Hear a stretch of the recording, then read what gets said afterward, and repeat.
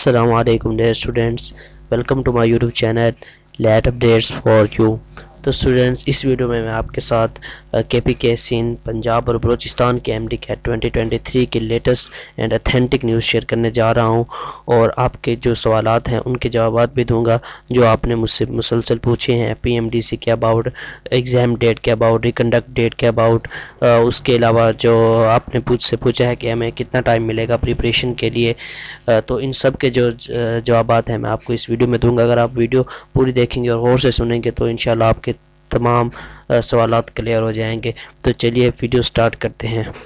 Video start کرنے سے پہلے آپ سے ریکویسٹ ہے کہ میرا یوٹیوب چینل سبسکرائب کر لیں اور بیل آئیکن پر بھی کلک کر لیں تاکہ آنے والی ایم ڈی کیٹ 2023 کی لیٹسٹ اپڈیٹ آپ تک سب سے پہلے نوٹیفیکیشن کے ذریعے پہنچ سکیں۔ تو چلیے ویڈیو اپنے سٹارٹ کرتے ہیں۔ سب سے پہلے تو میں آپ کو یہ بتاتا ہوں کہ جیسے کہ آپ لوگوں کے علم میں ہے کہ خیبر پختونخوا میں جو پشاور ہائی کورٹ نے 1-2 دن پہلے فیصلہ دیا ہے کہ ایم ڈی کیٹ دوبارہ ریکنڈکٹ کرایا جائے، اور اس بار خیبر میڈیکل یونیورسٹی کی طرف سے ریکنڈکٹ کرایا جائے، اور یہ آرڈر پشاور ہائی کورٹ کی طرف سے پی ایم ڈی سی کو بھی بھجوا دیا گیا ہے کہ within 6 week M D CAT دوبارہ ریکنڈکٹ کرایا جائے۔ اور اس کے بعد دوسری نیوز جو ہے وہ یہ ہے کہ جو سندھ کے اندر آپ کو کل رات میں نے ویڈیو کے ذریعے انفارم کیا کہ سندھ کے اندر بھی جو آپ کی وزیر اعلیٰ سندھ ہیں انہوں نے ایم ڈی کیٹ کے انٹری ٹیسٹ کے نتائج بھی کینسل کر دیے ہیں، اور جو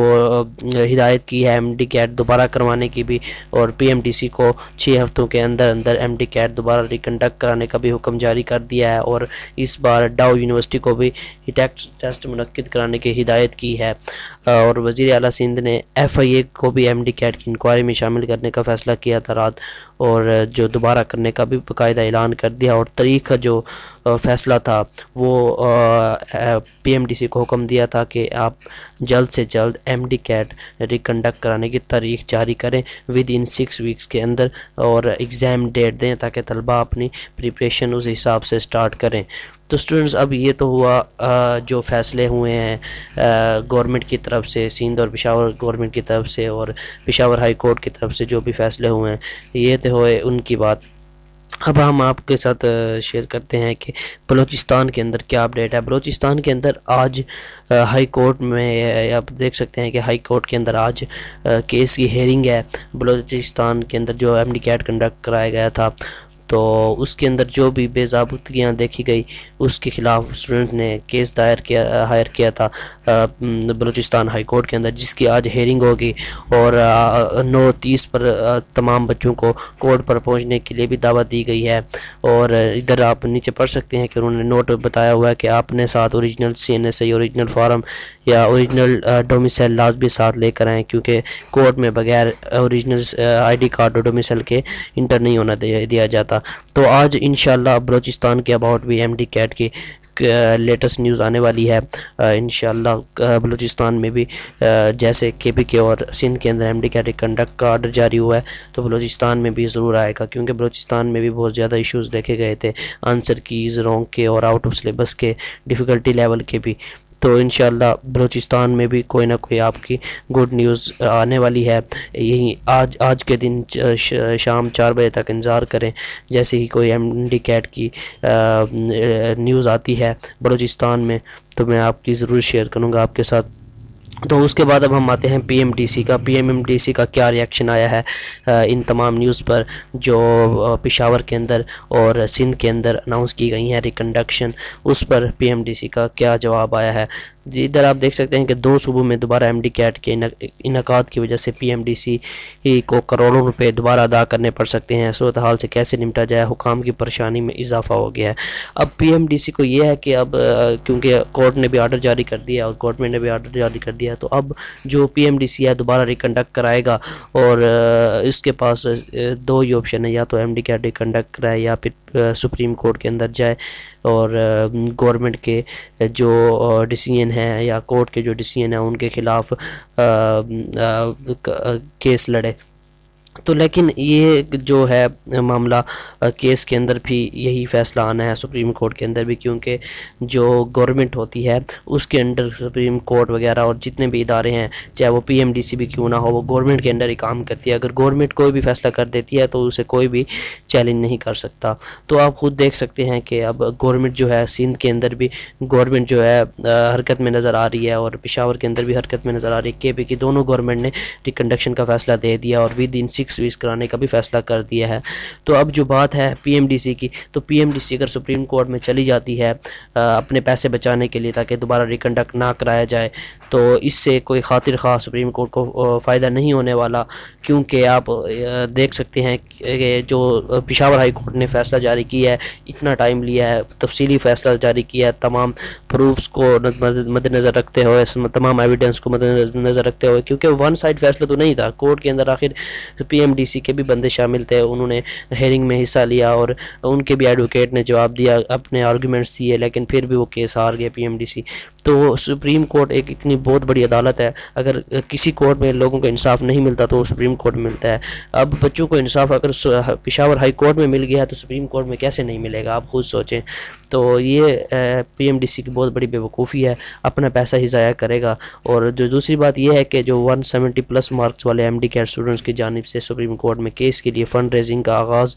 15 لاکھ روپے فیس پر وکیل کی خدمات حاصل کر لیں، کل باقاعدہ سپریم کورٹ میں اپیل دائر کیے جانے کا امکان۔ تو آج P M D C Peshawar high court کا جو فیصلہ ہے اسے چیلنج کرے گی سپریم کورٹ کے اندر، تو اس کی بھی جو ہے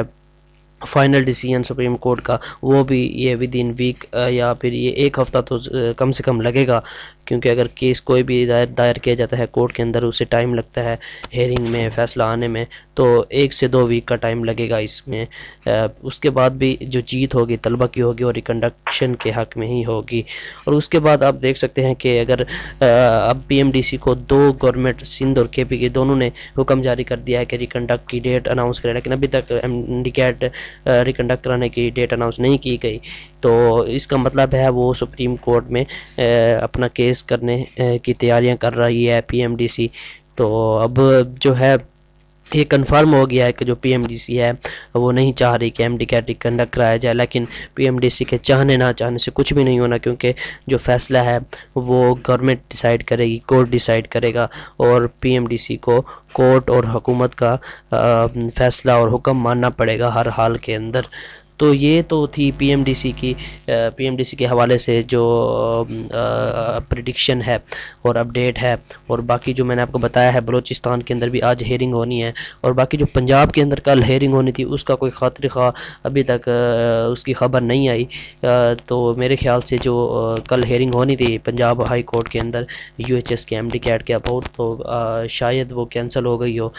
آگے کی طرف انہوں نے ملتوی کر دی ہو ہیئرنگ، اور آگے انہوں نے ڈیلیور کر دی، ٹرانسفر کر دیا ہو کسی اور ڈیٹ کو۔ تو انشاءاللہ پنجاب کے اندر بھی کوئی نہ کوئی ضرور سلوشن نکلے گا بچوں کے لیے۔ اور باقی جو بات ہے، آپ کے کچھ سوالات تھے وہ میں آپ کے جوابات دے دیتا ہوں، کہ جس میں بچے پوچھ رہے ہیں کہ جو سلپ اور رول نمبر سلپ ہے کیا وہ دوبارہ اپلوڈ ہوں گی اگر ایم ڈی کیٹ کنڈکٹ ہوتا ہے؟ تو جی ہاں، آپ کی جو رول نمبر سلپ ہوں گی وہ دوبارہ اپلوڈ ہوں گی، اور آپ کا جو سینٹر ہوں گے وہ بھی دوبارہ اپلوڈ ہوں گے۔ اور